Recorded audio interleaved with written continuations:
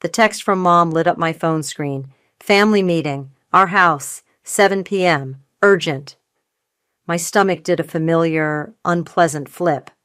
Urgent in my family usually meant one of two things.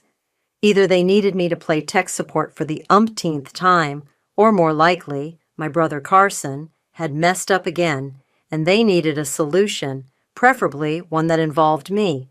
My name is Esme, by the way, and I'd spent most of my adult life trying to build something for myself, away from the constant, low-humming chaos of my family. I walked into their living room at 7 on the dot. The air was thick enough to spread on toast. Mom, Adeline, sat ramrod straight on the sofa, her lips a thin, disapproving line. Dad, George, was slumped in his armchair, looking like he'd aged a decade since I last saw him.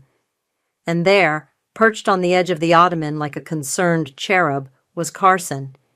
He even managed to squeeze out a worried frown, though his eyes held that familiar flicker of something I couldn't quite name, but always distrusted.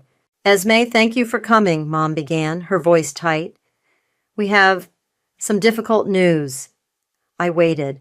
This was their stage. I was just the audience, or occasionally the prop.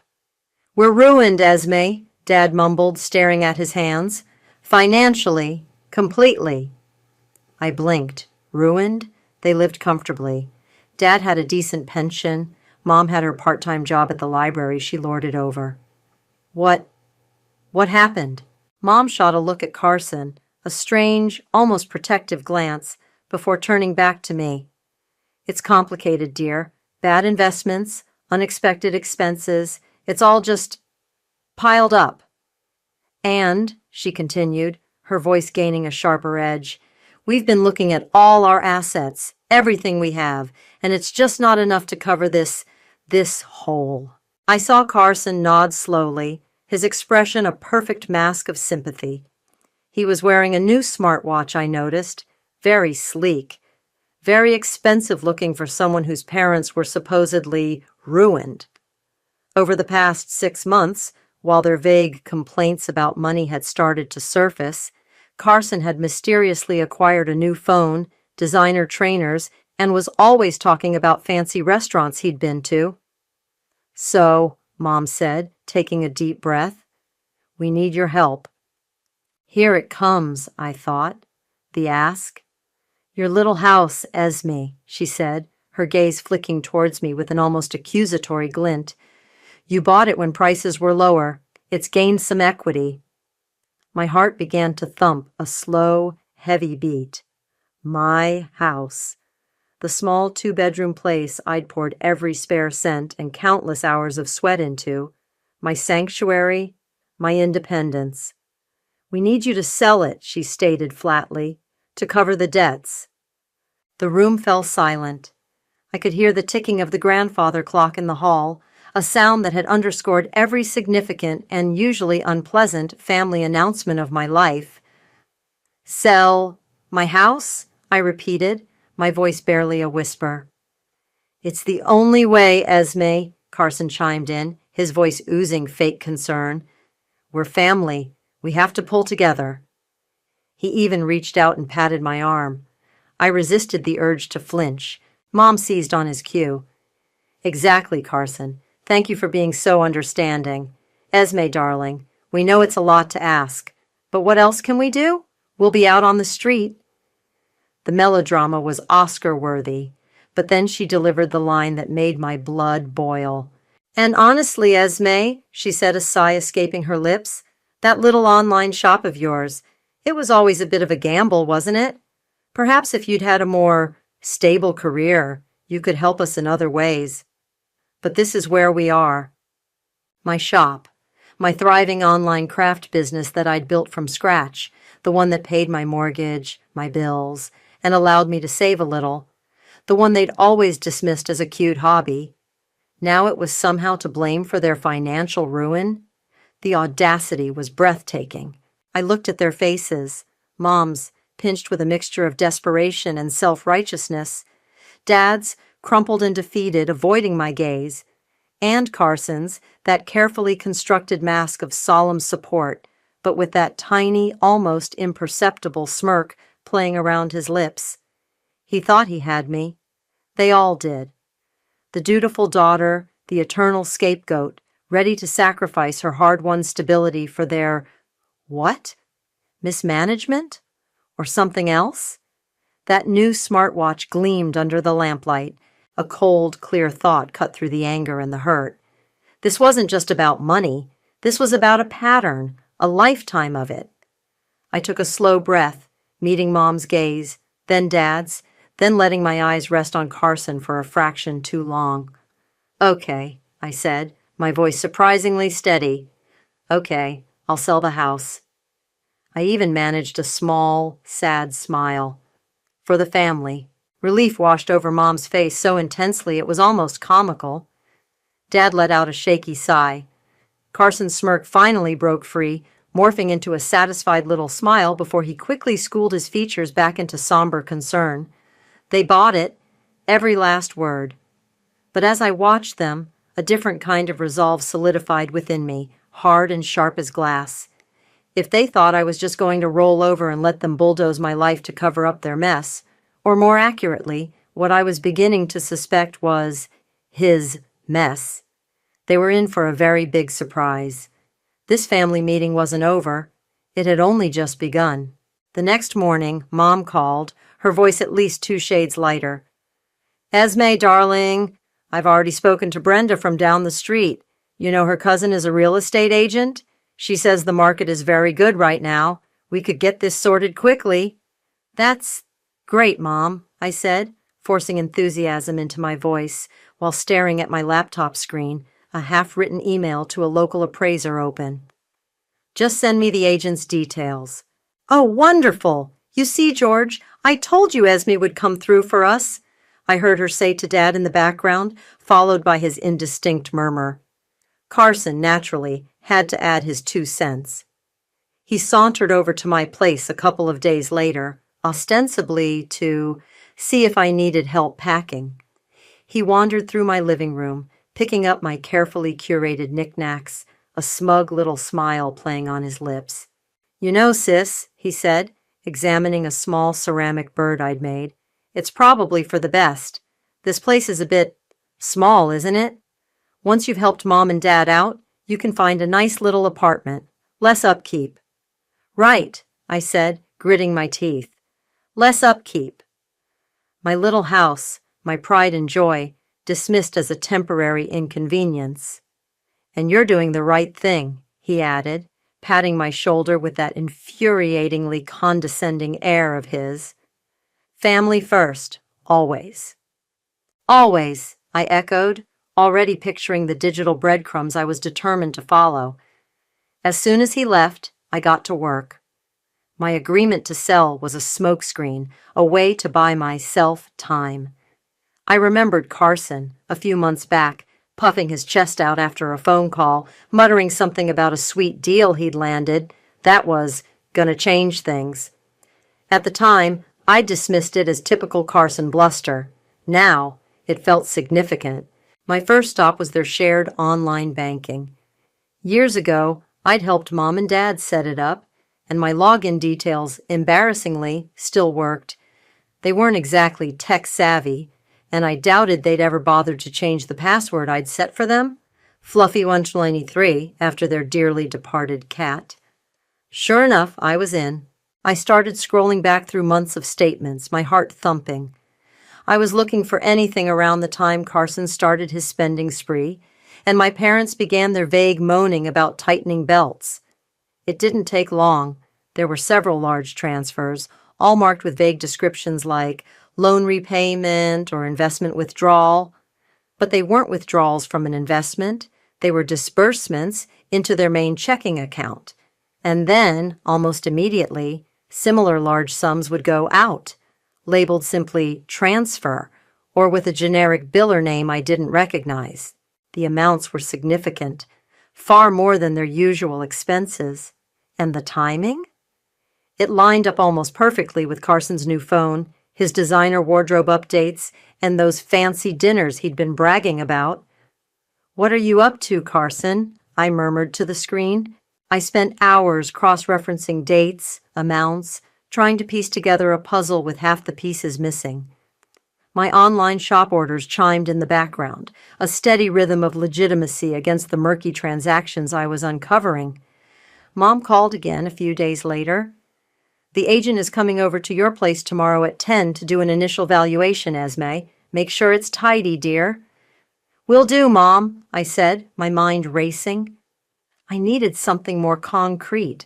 That evening, I was at their house, ostensibly to pick up some old photo albums Mom wanted me to store safely, since they'd soon be downsizing. The real reason was the family computer in the study. Carson was notoriously lazy about logging out of his accounts. While Mom was fussing in the kitchen and Dad was watching TV, I slipped into the study. My fingers flew over the keyboard. Bingo. He'd left his email logged in. My breath hitched. I scanned his inbox, my eyes darting over subject lines. Most of it was junk, gaming notifications, social media updates, and then I saw it. An email confirmation from Prestige Auto Detailing. The date was 3 months ago, right when the large sum started moving out of my parents' account. The subject line read, "Your full detail and ceramic coating appointment for Mercedes C-Class." A Mercedes? Carson? He drove a beat-up 10-year-old hatchback that was perpetually low on gas. I clicked open the email. It confirmed an appointment, the make and model of the car, and listed the services performed, the works, costing a small fortune. My eyes scanned down to the location of the detailing shop. It was in the city's most affluent district, right next to a string of high-end car dealerships. Dealerships Carson couldn't afford to even window shop at, let alone buy from.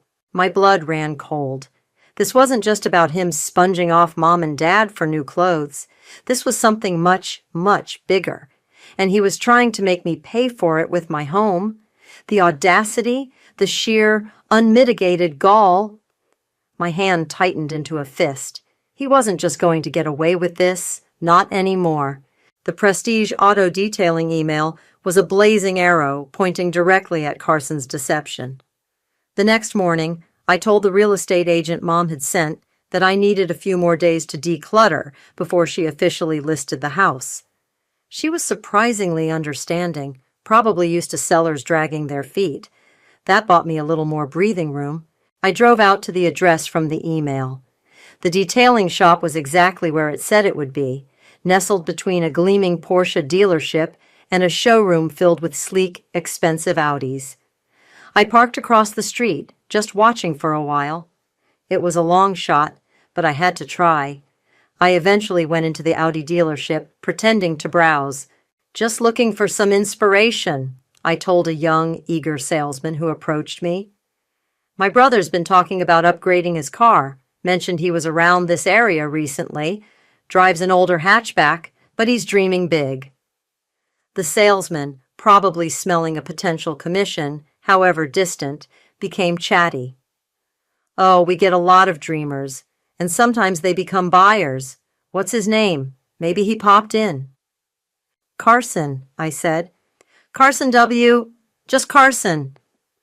I mentally kicked myself for almost saying our surname. He tapped on his tablet.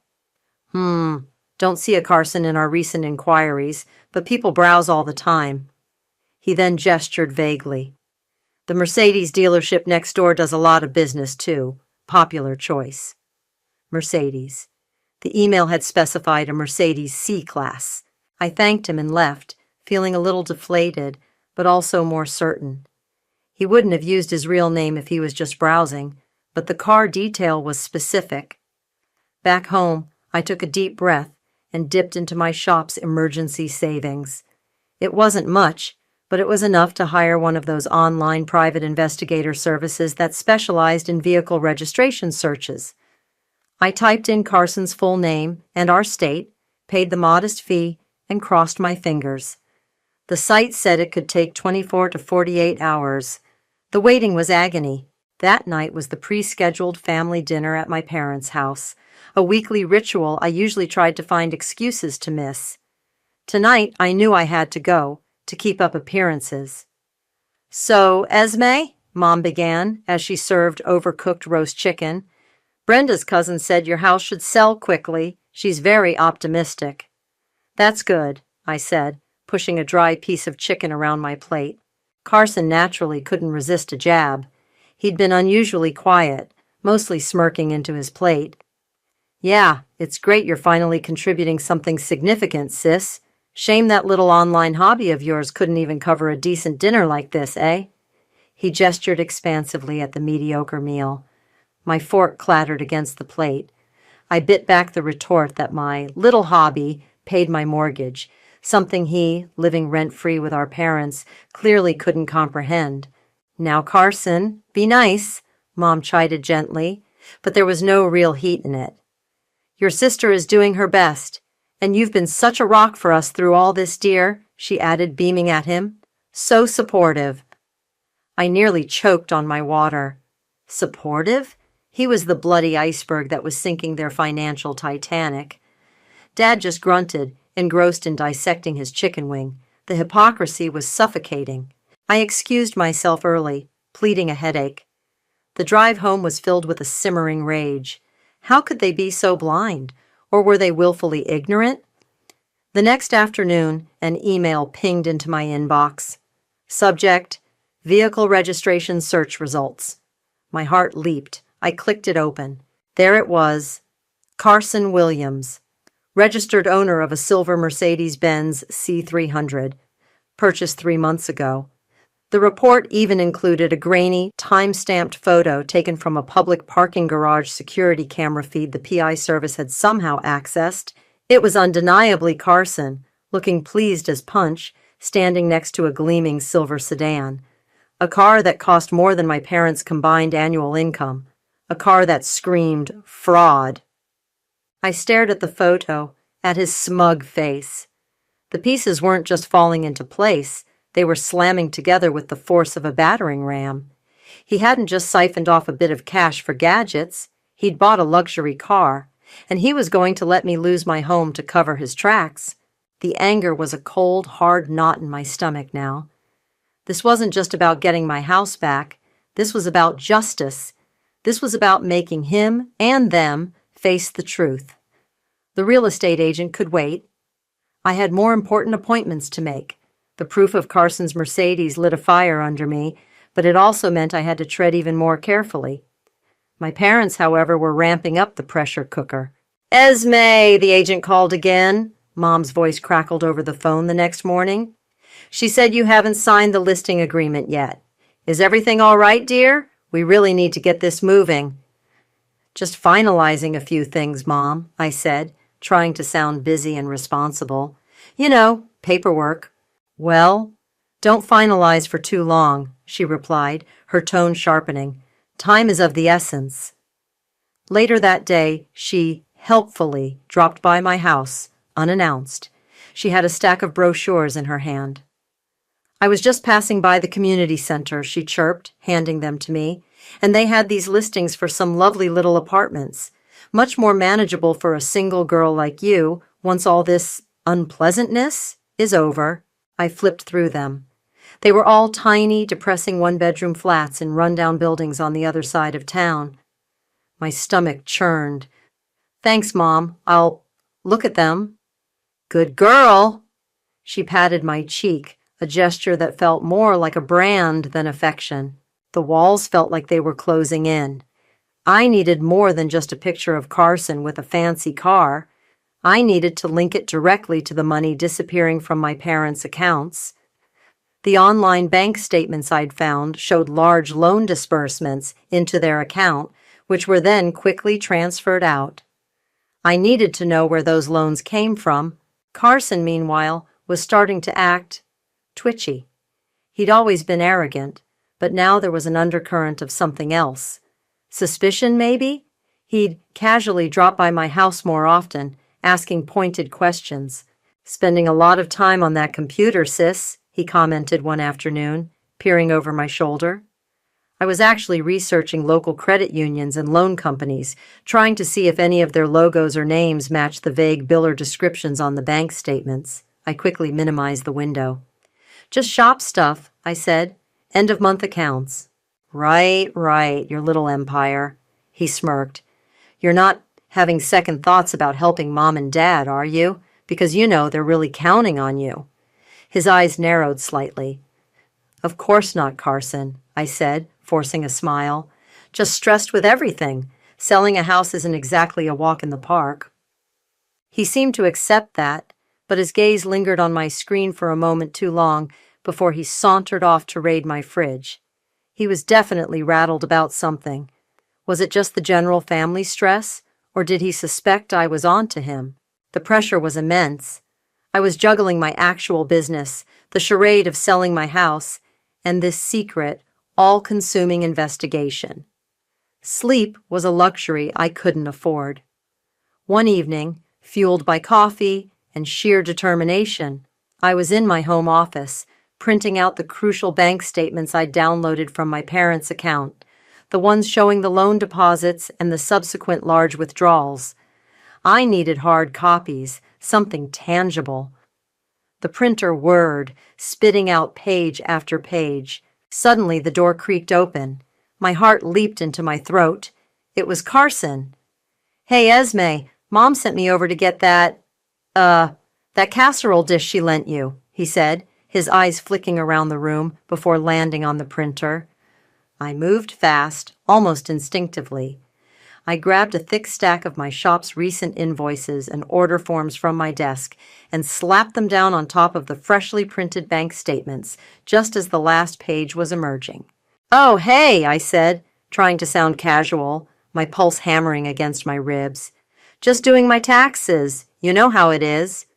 He ambled closer, peering at the top sheet, which was thankfully a legitimate invoice for a large order of handmade soaps. Taxes, huh? Fun stuff. His gaze drifted to the edge of the papers beneath the invoices. A sliver of a bank logo, a line of figures, was just barely visible. My breath caught. He frowned, a flicker of something unreadable in his eyes. Looks like a lot of paperwork for your little hobby. It's growing, I said, my voice a little too bright. Keeps me busy. I quickly scooped up the entire pile, bank statements and invoices jumbled together, and shoved them into a drawer. Casserole dishes in the kitchen, top cupboard.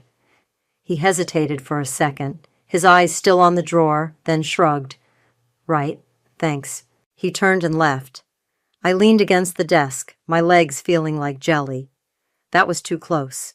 Way too close. Had he seen enough to be truly alarmed, or had my quick thinking bought me more time? I didn't know, but one thing was certain. I needed to find the final piece of the puzzle, and I needed to do it fast before he, or my parents, forced my hand. The next move had to be mine. Carson didn't mention the printer incident again, but there was a new wariness in his eyes whenever he looked at me. He started asking more questions about the house sale, about the specific bank we'd be using for the equity transfer. I knew I was running out of time. I became a ghost, moving through my days with a singular focus. The photos of Carson with the Mercedes were good, but I needed something more direct. I started paying closer attention to his infrequent social media posts. He wasn't stupid enough to post pictures of the car, but he did check in at a trendy new cafe near the financial district fairly regularly. One afternoon, armed with my phone, I coincidentally happened to be at that same cafe. I ordered a coffee, found a discreet table, and waited. Sure enough, about 20 minutes later, Carson strolled in, looking pleased with himself. He met someone, a flashy guy I didn't recognize, and they sat near the window. As they were leaving, I managed to get a couple of quick, clear photos of Carson walking towards the street, his Mercedes parked brazenly at a meter just a few feet away. The angle even caught part of the license plate. Click. Gotcha. The real breakthrough, though, came from a desperate, late-night gamble. Mom had, in one of her more anxious ramblings about their debt, mentioned the names of a couple of loan companies they'd supposedly dealt with in the past for a small home improvement loan years ago. Friendly Finance and Secure Lend, she'd called them. On a hunch, I visited their websites. Most legitimate financial institutions have online portals for customers. I tried friendly finance first. I knew Dad's email, his date of birth, the usual stuff. The security questions were the hurdle. What was the name of your first pet? I remembered them talking about a scruffy terrier named Patch from before I was born. I typed it in. What is your mother's maiden name? Easy. What was the model of your first car? That one stumped me for a bit. Then I recalled Dad grumbling about an old Ford Cortina he'd loved. My breath hitched as the screen changed. Logan successful. I was in. My hands were shaking. I navigated to the loan documents section, and there they were, not old home improvement loans. These were recent, very recent, 3 of them, all taken out in the last 4 months, each for a substantial 5-figure sum.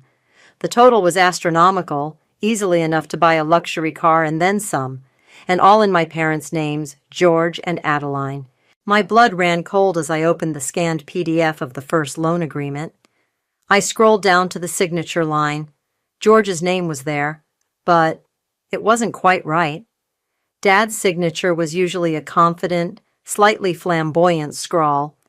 This was shaky, hesitant, the loops a little too round, the slant slightly off. It was a decent attempt, passable if you weren't looking closely, but I knew my father's signature. I'd seen it on countless school permission slips, birthday checks, official documents. This wasn't it. My mind raced. Carson. It had to be. He lived with them. He'd have access to their mail, their personal information. I pulled out an old birthday card from my desk, one Carson had given me years ago. His handwriting was lazy, a bit sloppy, but certain characteristics jumped out. The way he formed his G, the slightly exaggerated curve of his S. I held the card next to the screen, comparing his writing to the forged signature on the loan document. It was a match. Not a perfect CSI-level match, but close enough for my gut to scream, "Guilty!" I felt sick. He hadn't just taken their money. He'd actively forged their signatures, saddling them with crippling debt they clearly knew nothing about the true extent of, all for a stupid car and a lifestyle he couldn't afford. And they, in their blind favoritism, were ready to throw me to the wolves to fix a problem he created. I immediately called Sarah, my best friend. I'd kept her vaguely in the loop, but now I spilled everything. The car, the bank statements, the forged signatures. "Oh my God, Esme," she breathed, horrified. That's insane. Your own brother?" "I know," I said, my voice trembling. "I feel like I'm going to be sick." "What are you going to do?" she asked. I took a deep breath, the image of the forged signature burning in my mind. "I'm going to expose him." Sarah was silent for a moment. "Are you sure? This will blow up your whole family." "They were ready to blow up my life," I said, a cold, hard resolve settling in. It's time they faced the consequences of his actions and their own blindness. I spent the rest of the night compiling my evidence, printouts of the loan documents with the forged signatures highlighted, the photos of Carson with the Mercedes, copies of the bank statements showing the money flowing in and out, even a printout of that damning car detailing email. I placed everything into a neat, ominous folder. The bank meeting, the one where I was supposed to sign away my house to help the family, was scheduled for the next morning. Mom had called earlier, her voice practically giddy with relief. "Tomorrow, Esme, we can finally put this all behind us." I looked at the folder. Tomorrow, indeed. But it wouldn't be me putting anything behind me. It would be them, finally facing what they'd allowed to happen, what they'd tried to make me pay for. The anger was still there, but now it was accompanied by a strange, steely calm. I knew exactly what I had to do. Sleep was a forgotten concept. I lay in bed, staring at the ceiling, the folder of evidence a heavy weight on my nightstand. Each tick of my alarm clock sounded like a countdown. I replayed the upcoming confrontation in my mind, over and over, trying out different opening lines, imagining their faces. Would Mom scream? Would Dad finally show some backbone? Would Carson even attempt to lie his way out of it when faced with cold, hard proof? My phone buzzed around 11. It was Mom. "Esme, darling, are you all set for tomorrow?" Her voice was unnervingly cheerful, laced with an almost manic relief. "George and I were just saying, it'll be such a weight off our minds. We can finally breathe again. Thanks to you, sweetheart." "All set, Mom," I managed, my own voice a hollow echo of her forced brightness. "See you at the bank." "Wonderful. 9 a.m. sharp. Don't be late." Click. I squeezed my eyes shut. Thanks to me. The irony was a bitter pill. They were thanking me for unknowingly funding their son's joyride while preparing to sacrifice my future. The thought fueled the cold fire in my belly. A few minutes later, another buzz, a text message, from Carson. "Looking forward to tomorrow. You're doing a good thing, sis. Really appreciate it." Followed by a smug-looking smiley face emoji. I threw my phone onto the duvet, a surge of pure, unadulterated rage washing over me. Appreciate it? He appreciated that I was about to lose my home, my security, the one thing I'd built for myself, all so he could continue his charade? The audacity was breathtaking, but the rage quickly cooled, replaced by that strange, icy calm that had become my companion. Let him look forward to it. Let them all. I got out of bed and walked over to my desk, picking up the folder. I opened it, methodically checking each document one last time. The loan applications with those shaky, forged signatures. The printouts of Dad's real signature from old letters, a stark contrast. The glossy photos of Carson beaming beside his silver Mercedes. The bank statements, a clear trail of money flowing in from phantom loans and out to fund his lifestyle. The email from Prestige Auto Detailing. It was all there. A neat, undeniable narrative of deceit and betrayal. I thought back over the years. The countless times Carson's minor scrapes had been smoothed over by Mom and Dad. The way my achievements were met with polite but distant acknowledgement, while Carson's smallest, most mundane accomplishments were lauded as genius. The constant, subtle erosion of my worth in their eyes, always second best, always the responsible one expected to pick up the pieces. This wasn't just about a house or money anymore. This was about every dismissive comment, every overlooked success, every time I'd been made to feel like an afterthought in my own family. This was about reclaiming something far more valuable than property, my dignity, my truth. I finally drifted into a restless sleep for a few hours, the images of their faces, shocked, horrified, betrayed, dancing behind my eyelids. The morning dawned gray and overcast, matching my mood. I dressed carefully, choosing a simple, professional outfit. I wanted to look calm, composed, in control. I made coffee but couldn't drink it. My stomach was a knot of anxiety and anticipation. As I picked up the folder, my hand was surprisingly steady. This was it. No turning back. The thought, instead of terrifying me, brought a strange sense of peace. I was no longer a pawn in their game. Today, I was setting the board. I drove to the bank, the folder resting on the passenger seat beside me like a silent, powerful ally. I pulled into the parking lot, and there they were, already walking towards the entrance, Mom, Dad, and Carson. Mom was chattering animatedly to the bank manager, a portly man with a kind face who I vaguely recognized from a previous visit when I'd opened my business account. His name tag read, Marco Powell. Dad trailed slightly behind, looking uncomfortable but relieved. Carson walked with a swagger, his hands in his pockets, a self-satisfied smirk firmly in place. He saw me get out of my car and actually had the nerve to give me a condescending wink, like we were conspirators in my own financial ruin. I clutched the folder tighter. My heart hammered against my ribs, a wild drumbeat against the impending storm. I took a deep breath and walked towards them, towards the sterile quiet of the bank, towards the moment that would change everything. The air crackled with unspoken words, with years of resentment, with the imminent explosion of a carefully constructed lie. This wasn't just a meeting, It was a reckoning. Marco Powell, the bank manager, ushered us into a small, glass-walled conference room. "Please have a seat. Coffee? Water?" Mom simpered. Water would be lovely, thank you, Marco." Carson leaned back in his chair, looking for all the world like he owned the place. Dad just looked down at the polished table. I sat opposite them, placing my folder squarely in front of me. Marco began, his tone professional and sympathetic. "So, Adeline, George, as we discussed, your current financial situation is quite precarious. Several outstanding personal loans, maxed credit facilities. It's a significant debt load." He glanced at me. "And Esme, you've generously agreed to leverage the equity in your property to help consolidate these debts and alleviate the immediate pressure.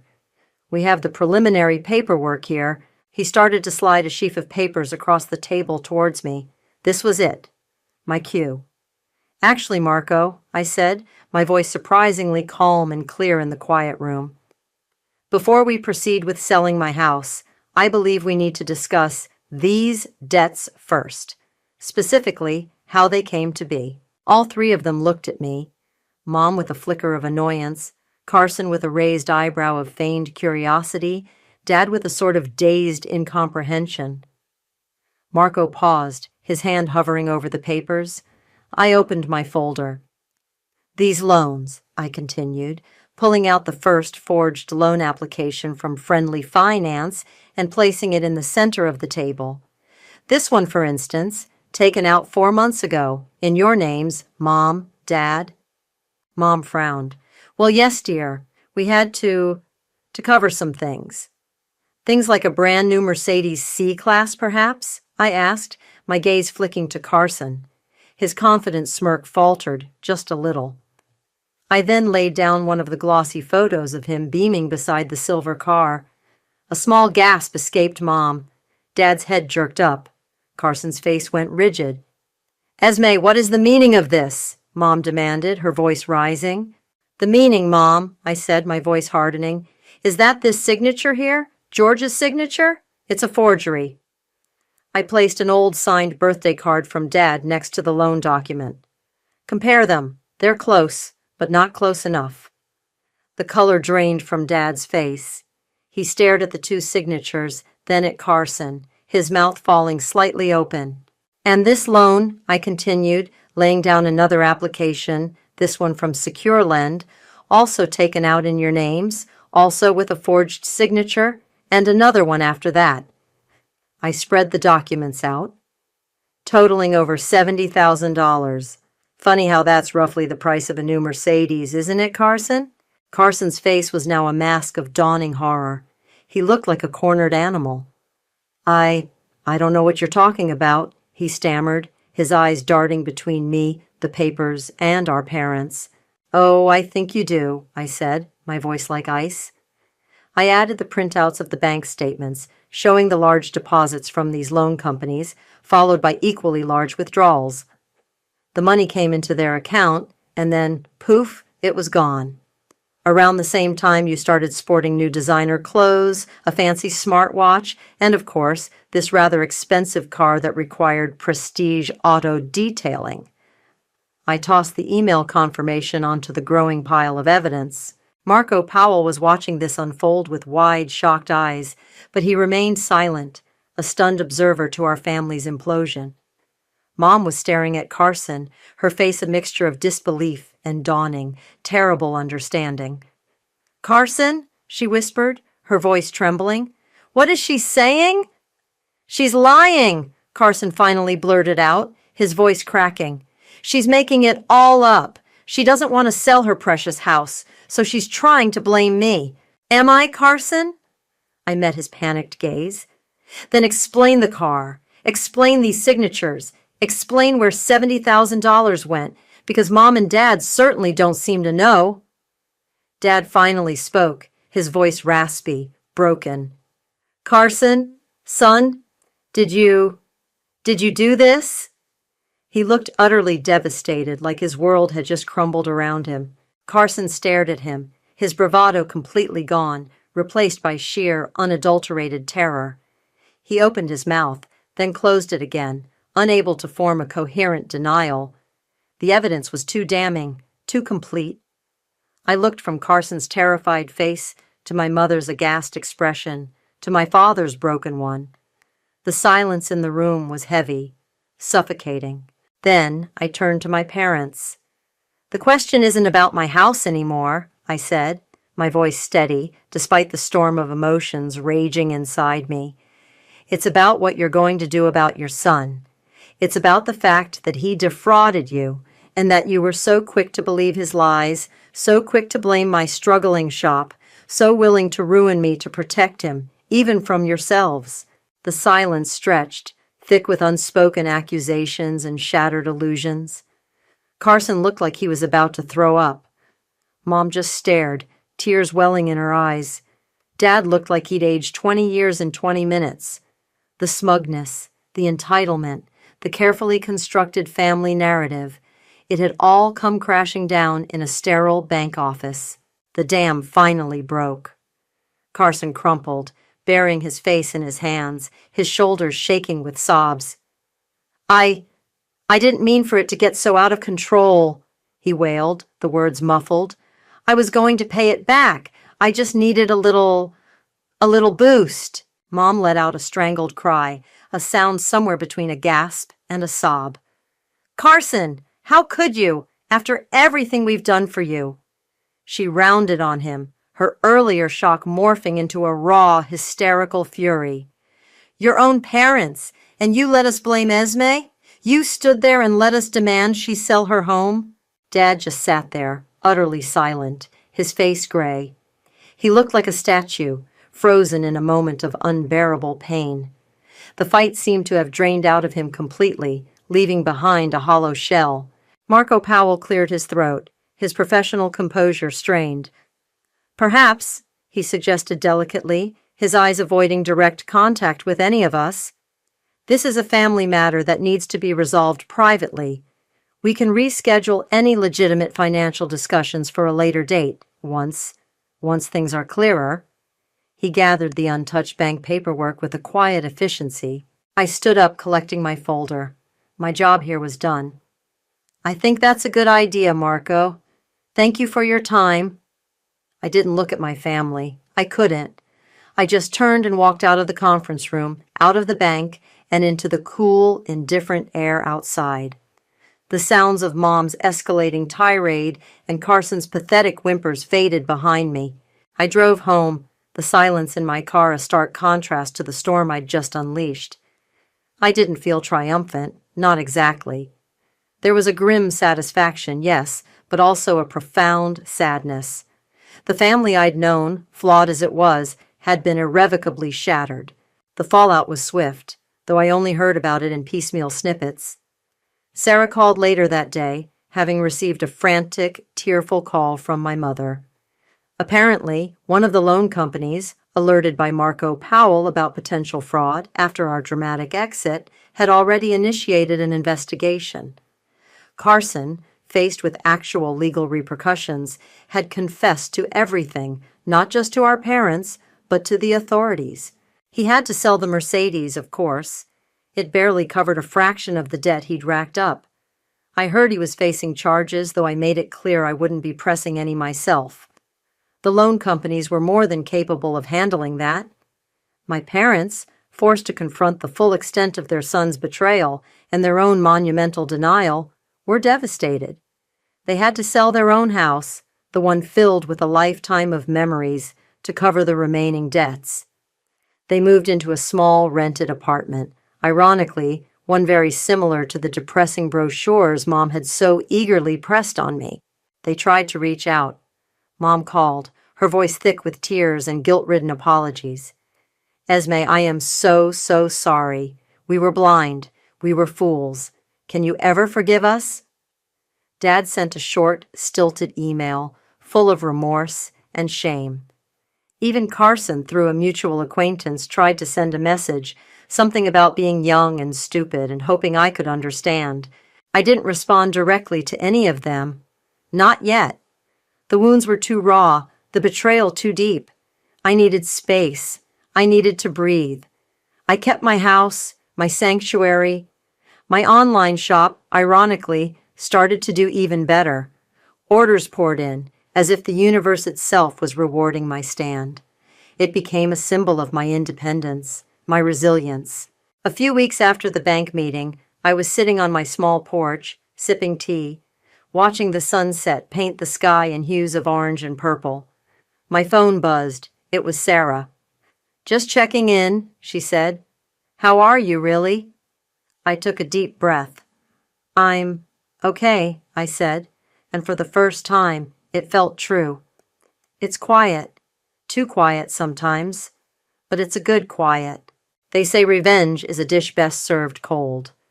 Mine was served in a sterile bank office, and yes, there was a certain satisfaction in watching the truth unravel. But the silence in my family albums speaks volumes now. The empty chairs at future holidays, the unspoken words hanging in the air. I chose truth, and in doing so, I chose myself. Some debts, I realized, can never truly be repaid, not in money anyway. But some chains, the ones that bind you to toxic patterns and unearned guilt, can, and absolutely must, be broken. I looked out at the fading light, a sense of hard-won peace settling over me. My future was my own, finally, and that was a victory worth more than any house,